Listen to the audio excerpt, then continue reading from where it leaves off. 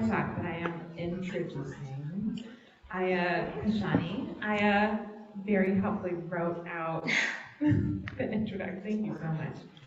Aya is one of our PhD students. Her dissertation, with the working title Birthing the Absolute, combines the intricate works of Stanislav Grof and Friedrich Schelling, aiming to elucidate and articulate the evolutionary process through which the capital A absolute comes into self-realization and self-actualization within and through the particular.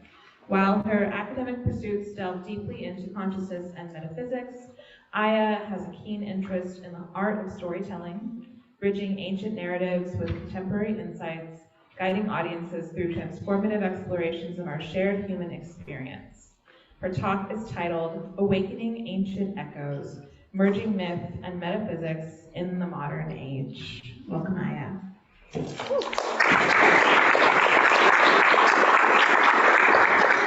Thank you. So this was a talk that I just gave on Saturday at the Women's Visionary Congress, which was hosted by the Women's Visionary Council. And their mission for the past 17 years or so has been to amplify the voices of women and elders working within the psychedelic community. So it was a very surreal experience to be in a room with this visionary woman and hearing their stories and hearing from the elders who were there during the psychedelic revolution and really getting to hear the stories of how everything was, what it felt like when LSD became popular and known, and how they took it as a mission to turn everyone on and then spread the word.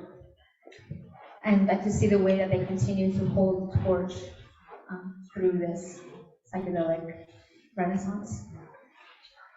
And it was amazing to hear from the younger women, the younger generation, and the ways that they're working in the field, trying to legalize and just get the word out and understand what this is and the potential that psychedelics have for us. So the theme of the conference was renewal, drawing on tradition to inform the present. And by the time that I learned about the theme, I already knew what I wanted to talk about. So you can imagine how excited I was when I realized just how easily I could fit my talk into the theme of the Congress. I really knew it was a catchy introduction to everybody and set the stage. And there it is. My journey through academia, beginning with biology, neuroscience, and Western medicine, and culminating in psychology, philosophy, and metaphysics, has been at its roots an attempt for my intellectual, rational mind to understand and grasp experiences that go beyond the ordinary, be they through expanded states of consciousness, spiritual experiences, or intuitive knowing. My PhD work at PCC sits at the intersection of psychology, philosophy, and psychedelics, and is focused on the metaphysics that has risen out of Stan Grof's work with LSD psychotherapy, and later with holotropic breathwork after psychedelics became criminalized. So you can imagine that it would make sense for me to go to the Women's Visionary Congress and talk to them about my dissertation, what I'm doing, why I'm doing it, how I'm doing it, and what I found so far. But rather than telling them all of that, I wanted to show them by taking us on an intuitive journey through myth and imagination.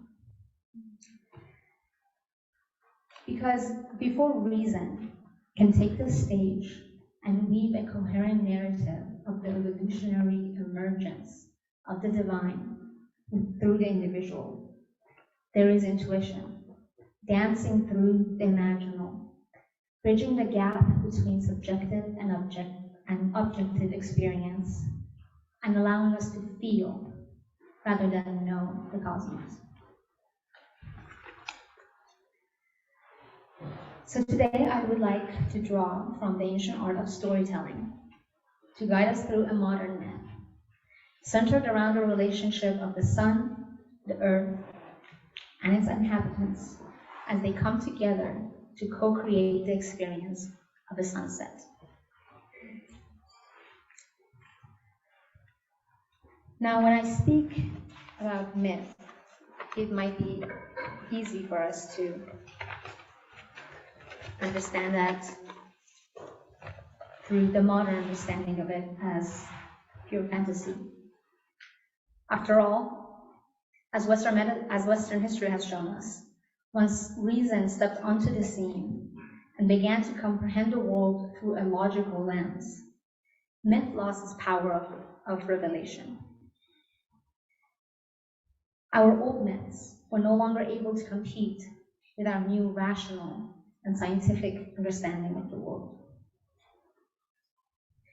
And as a result, myth and imagination were cast aside and no longer valued for their ability to grant us a sense of the cosmos.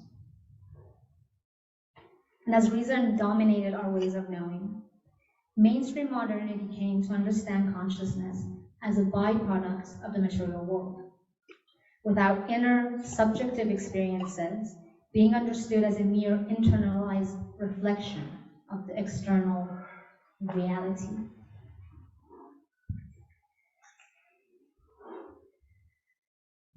However, the dawn of the 20th century brought with it a shift in this worldview.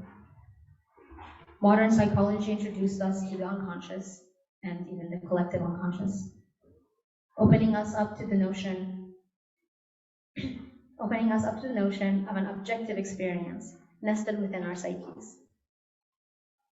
On the other side, in physics, quantum mechanics brought attention to the role of the subjective observer nested within the external experience.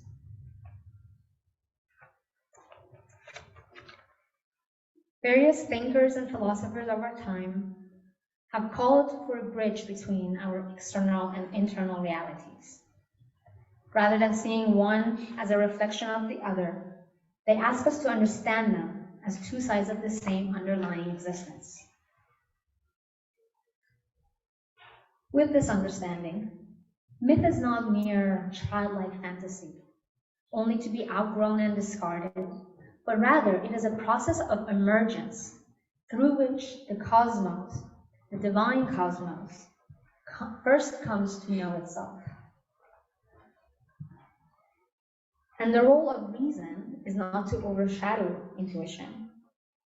Rather, they are meant to co-create a relationship that helps guide the cosmic awakening of the divine through us.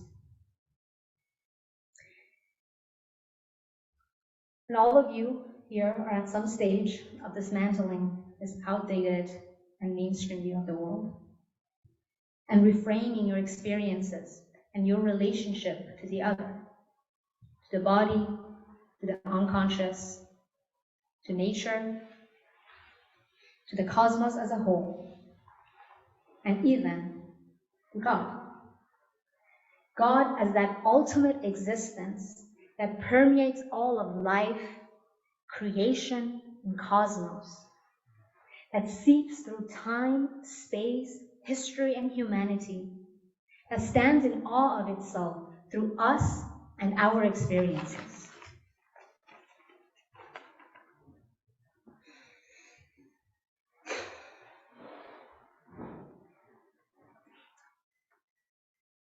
About five decades ago, the philosopher and ecologist Thomas Berry called for a new story, a new myth, drawing from our scientific understanding of the world to help us repermeate the cosmos with a sense of the sacred and to restructure our relationship with the world around us.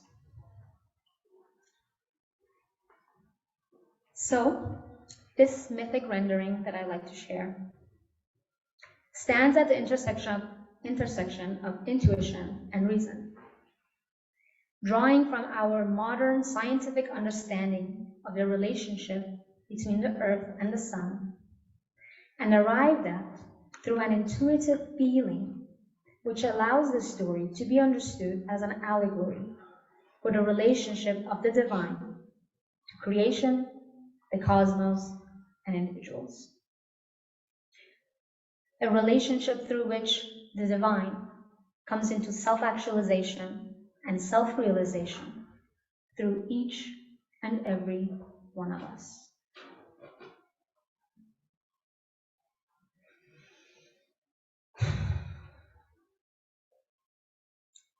Before I begin the story, I would like to give a disclaimer to the rational mind. While this new myth draws heavily from our modern scientific understanding of the workings of the world, it's not perfect. This story arrived first and foremost through intuitive imagination. So please forgive me any scientific misgivings. As this work is one of imagination and myth, held within a philosophical container, and not one of science and astronomy. But I invite any of you who has a more comprehensive understanding of the world to lend your rational knowledge to intuition and imagination, and to help expand this mythic allegory and our felt sense of the divine cosmos and our place within it. So let us begin. If it feels comfortable, go ahead and close your eyes. If you would prefer, you can soften your gaze and go inward.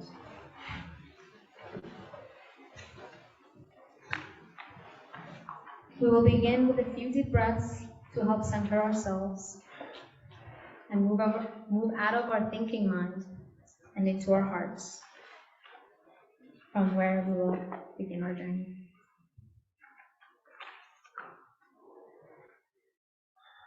The breath bridges the gap between mind and body. It is both controlled by our conscious mind, and at the same time, it is out of its control, run autonomically by the unconscious body. This is why it functions as such a powerful tool to synchronize the conscious mind and the unconscious body. So let's begin by taking a few breaths together. And as we do, try and slow down the rhythm of your breathing into a nice and comfortable pace. Slightly deeper and slower than it normally is. Let's all breathe out.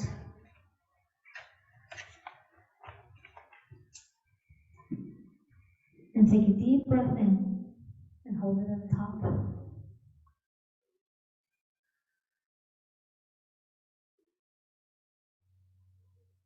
Slowly breathe out.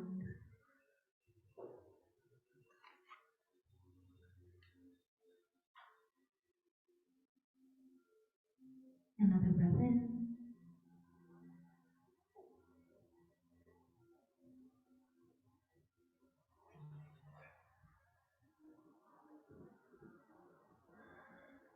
And out.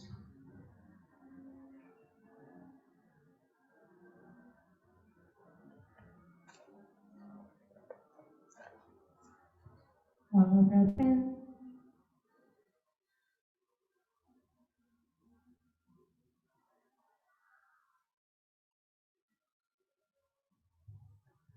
And out.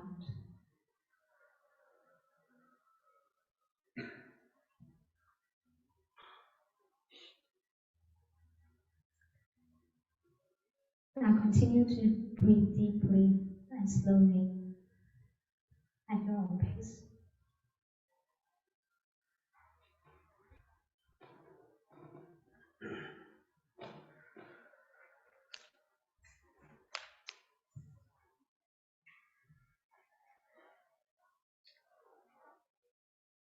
Feel your body.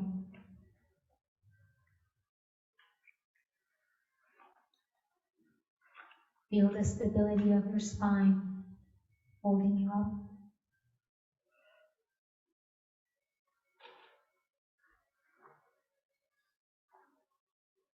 If your feet are on the ground, be aware of the earth beneath you.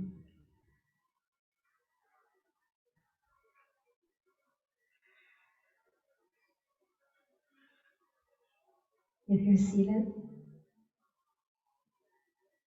feel your sitting bones making contact with the chair or the floor.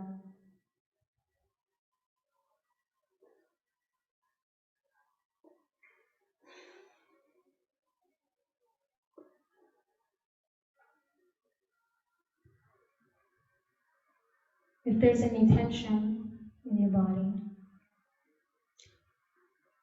use your breath to release it.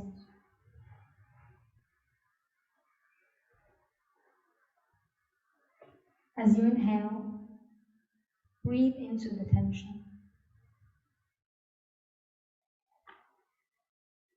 And as you exhale, allow it to melt and let it flow out of your body with your breath.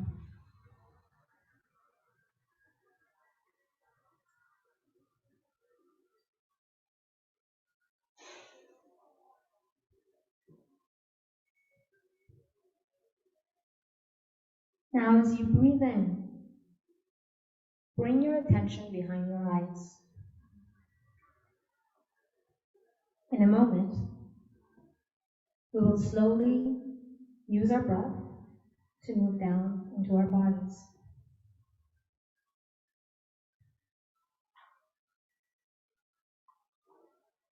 With each inhalation, keep your attention where you last left it, allowing the muscles in that area to relax.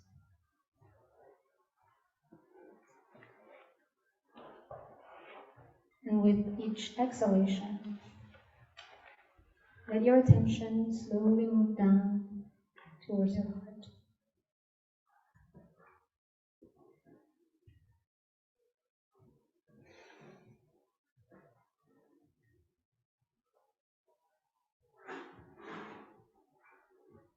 Beginning with the eyes.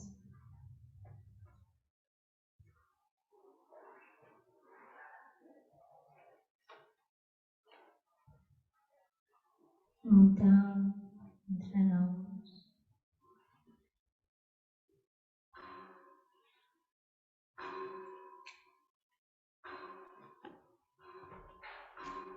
Into the cheeks.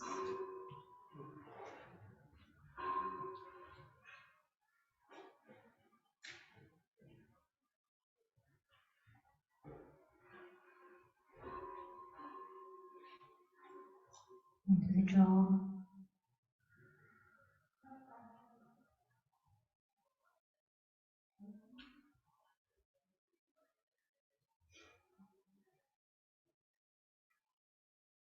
Breathe into your ears, the back of the ears.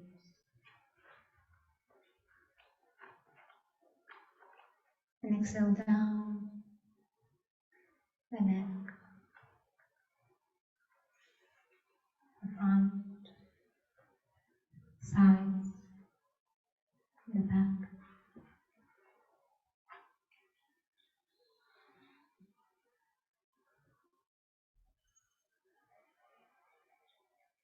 Into the shoulders.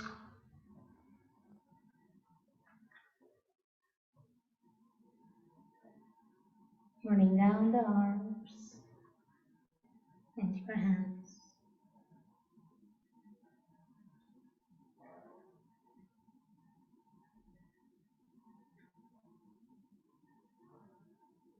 Back up the arms and into the shoulder and the clavicle.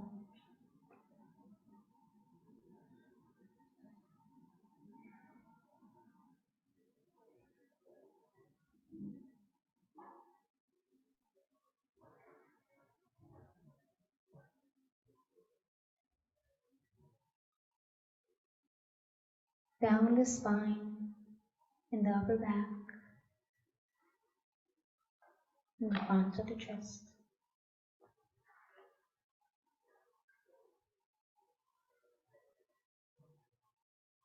And if it feels natural, run down into the abdomen.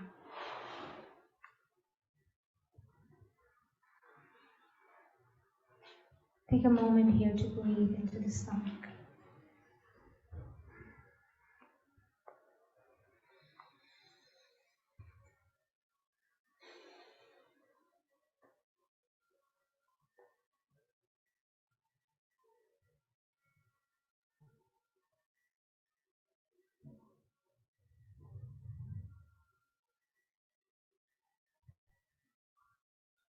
With the next breath, move back up the chest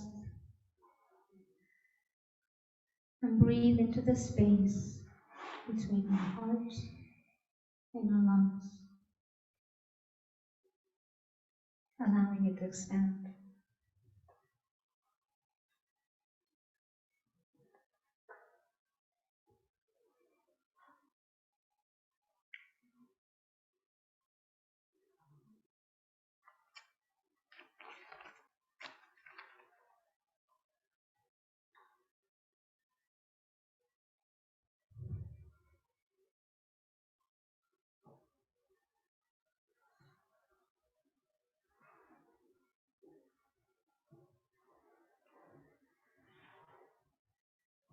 Now settle into your heart.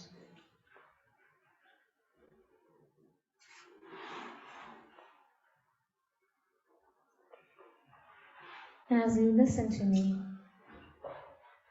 try and maintain this heart-centered awareness and only use a fraction of it to pay attention to me.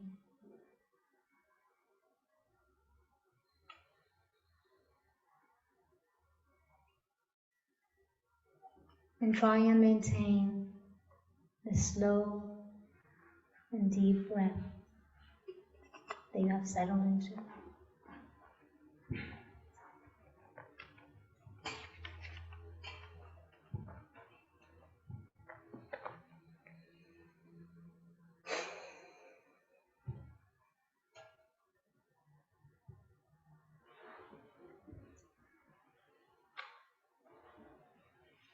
Now imagine yourself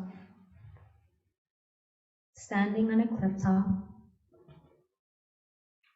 overseeing the sun setting over the ocean.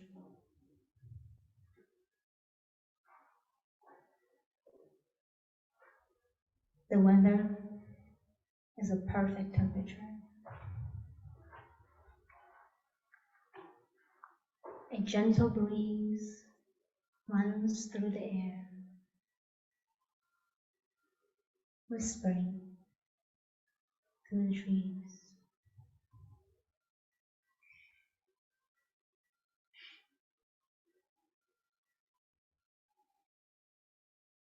Listen to the sound of the waves as they crash against the rocks.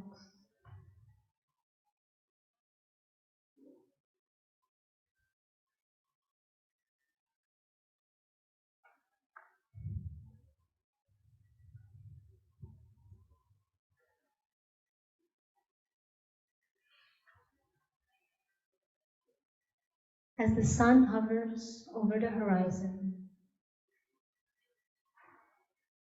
the once blue sky filled with clouds of many shapes takes on a myriad of colors. Various shades and depths of yellow, orange, pink, purple.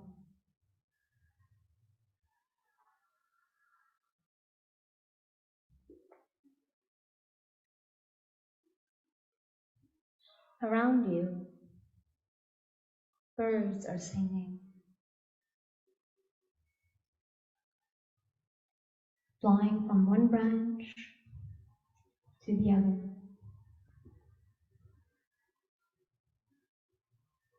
serenading the setting sun with their attention and their songs.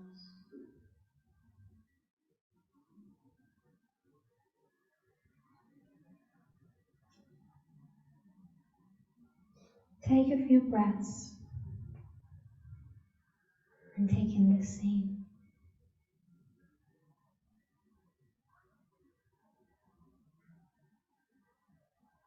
These magnificent colors, sounds, and sensations that are only available to you after a 13 plus billion year cosmic process.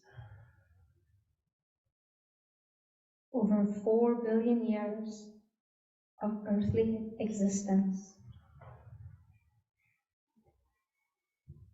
and a 3 billion year evolutionary journey of life.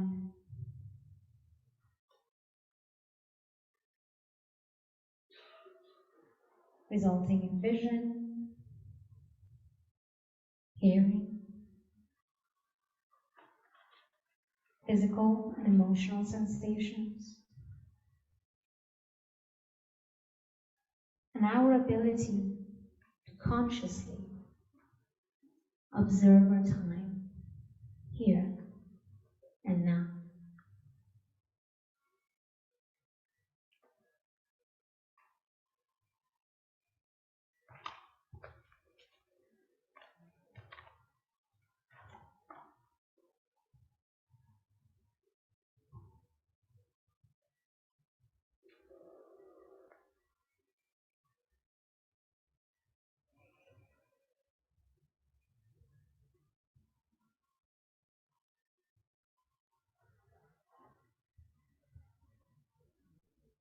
Now, as you stand in awe of the magnificence of this scene, I invite you to take on a different perspective, that of the earth.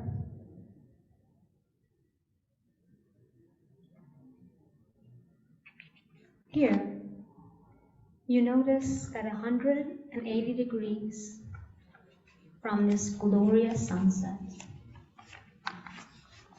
is a sunrise.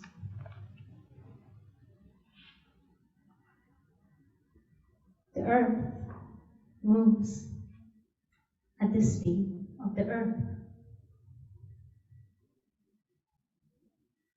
From this view, there is always a sunrise, and there is always a sunset somewhere on the planet.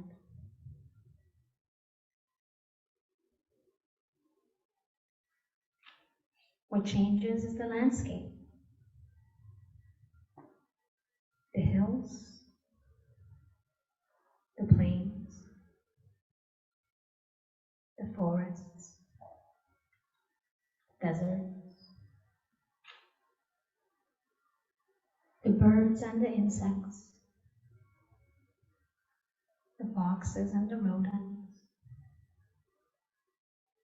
the fish, dolphins, and whales.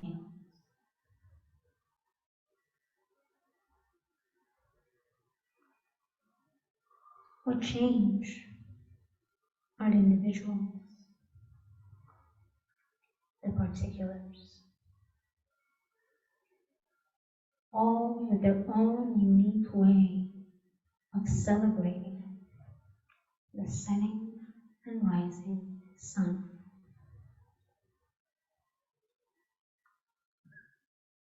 With dance, with song and music, with poetry and love.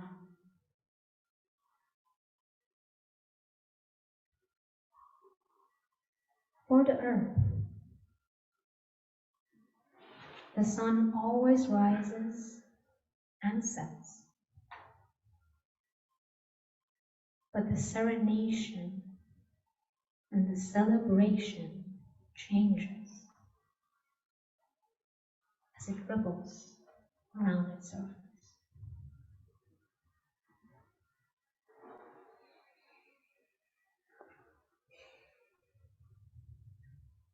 Take that in. The ever-spinning earth and the everlasting serenation of the sun by its inhabitants.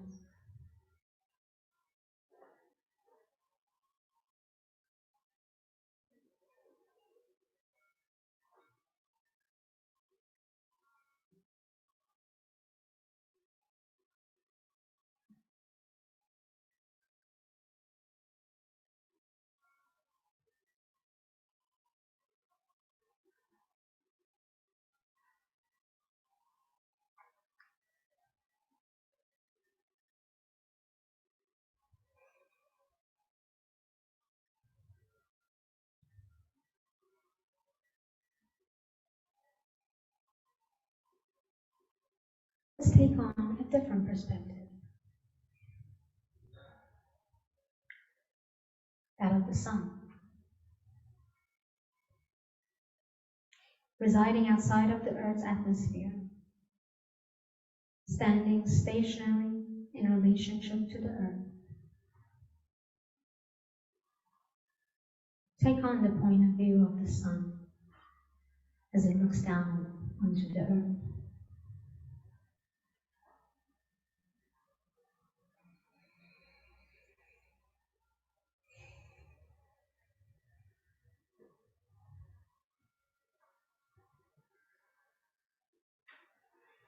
As we know from Einstein's theory of relativity, any particle traveling at the speed of light experiences no time or space. So we can imagine that while the Earth resides inside of space and time, the sun's light, existing outside of our atmosphere, with no particles to interact with, does not experience time and space.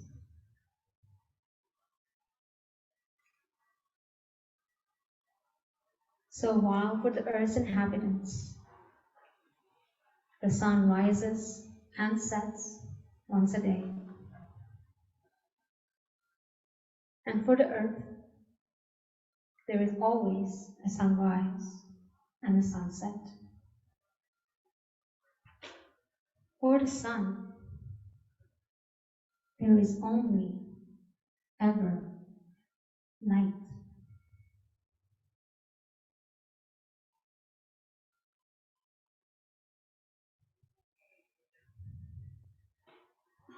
The Earth spins both on its axis and around the sun. And as it spins, it offers up different parts of itself to the light.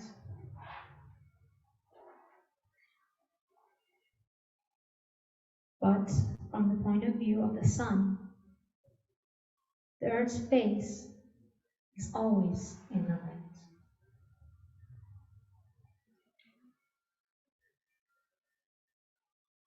And as the Earth spins and offers its various surfaces and inhabitants to the light of the sun hears the serenation rippling through the Earth as its inhabitants experience a sunrise or a sunset.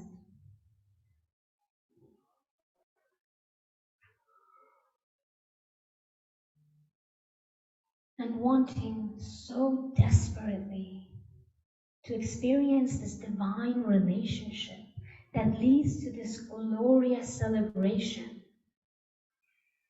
the sun throws itself into the atmosphere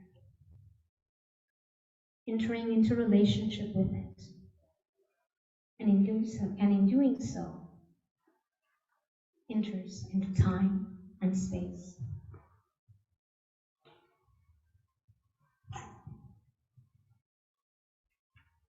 Here, each photon begins in the same timeless and spaceless existence outside of the atmosphere.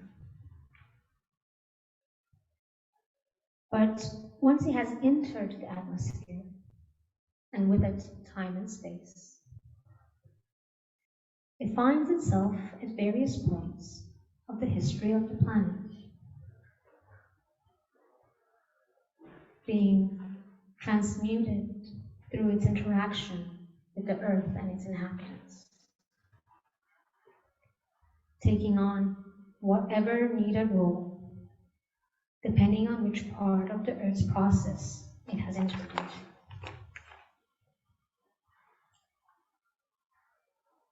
Contributing to the development of the earth, the creation of life, participating within life's evolution,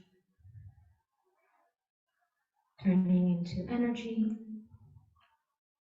sustenance, color, warmth.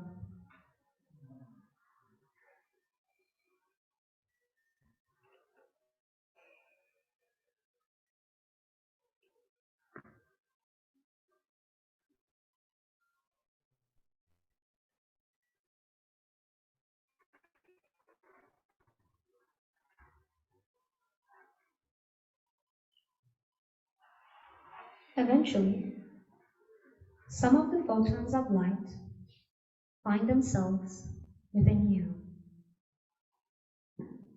standing on that clifftop, watching the sunset.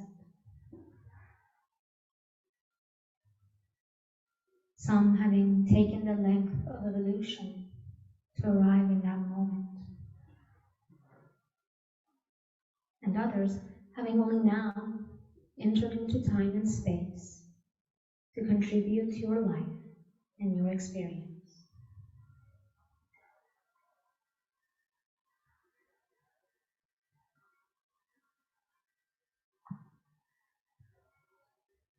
And at that moment, when all of these various photons come together to interact with the spinning earth and to form your experience of the sunset, the sun, once standing outside of time and space, looks back onto itself and says, "Wow, that is beautiful."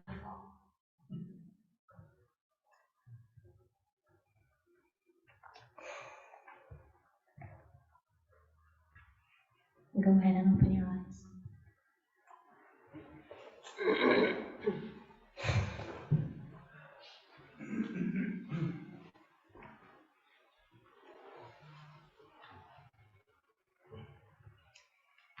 This new story, as Thomas Berry might call it, having risen out of the modern scientific understanding of the cosmos, in union with an intuitive, experiential embodiment of the story, functions as an allegory for the relationship between the infinite divine and finite individuals.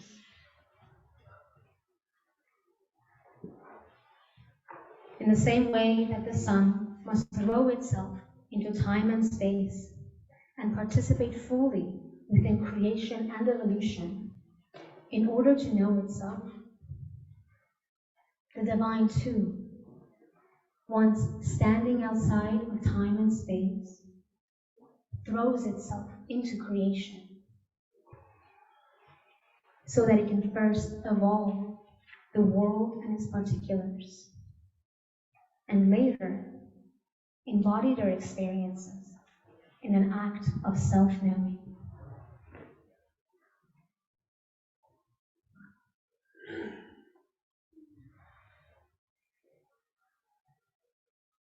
within this simultaneously developmental and evolutionary process.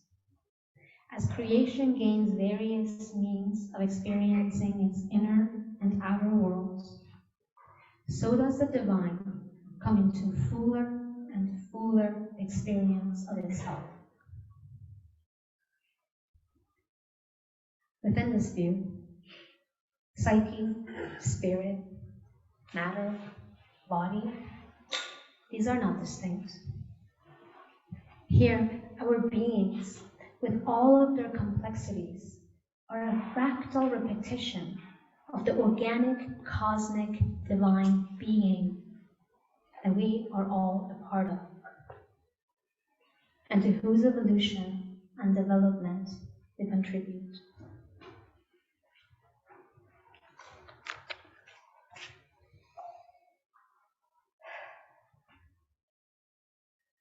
And as many of you may have experienced, either within your ordinary experiences or through various forms of expanded states, this divine being, this ever-awakening existence, having traveled the length of creation, looks back upon itself within your experience and says, "Wow, I am beautiful."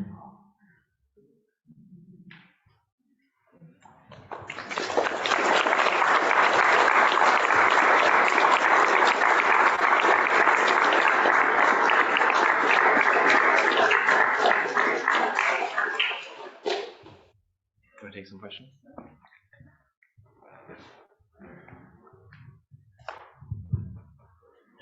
Any questions or comments? Leo? I just wanted to say, when you started the meditation, this turned virtually all blue. Beautiful. It was phenomenal. Very cool. Made my week.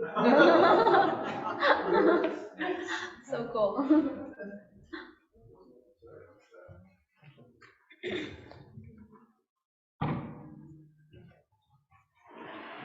Thank you for chanting the cosmos. Just say that comment. Thank you.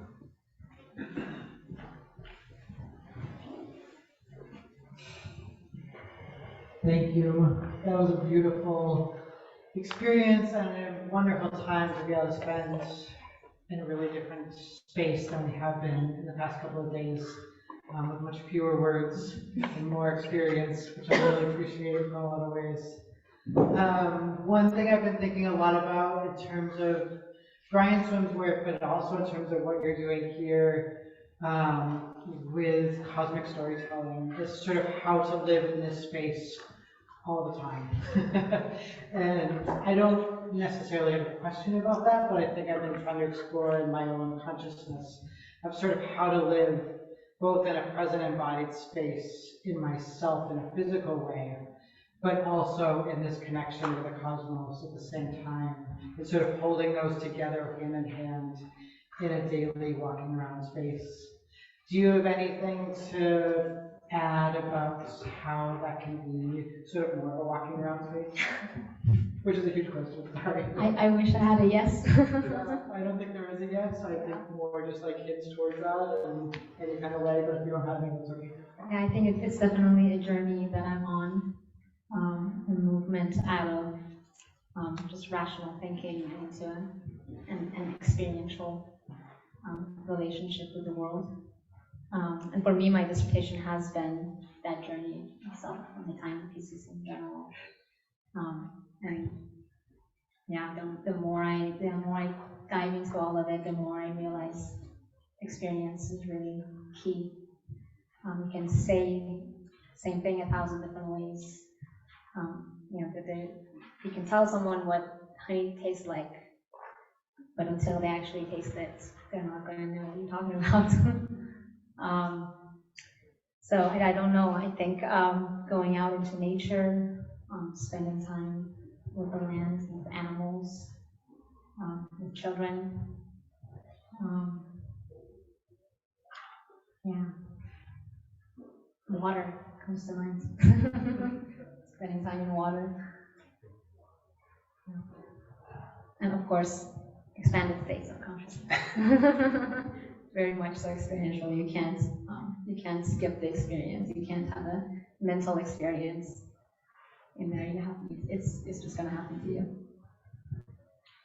I know you've read about Jakob Böhme's cosmogony, and there's this term, Geistlichkeit, which is this becoming embodied of the divine, basically. And I wonder if you're self-consciously inspired by that tradition and what you just guided us through, or how you would try to connect this sort of theosophical and pantheistic understanding of evolution to what you were guiding us through in that meditation. I don't know if it's conscious. Schelling was influenced by him, so I am in Schelling's lineage. But even before, I think it wasn't that Schelling introduced me to it, it was that I chose Schelling because it made sense. There's always been, I did my undergrad in biology, and it was always this intuitive embodiment of what I was learning, learning about cells and their activities and relationship to each other and to the body. And there was always this throwing it up into the cosmos. It's like, oh, that's what the whole thing is doing. Cosmogenesis as embryo genesis. Yeah. Thank you, Aya. It was beautiful.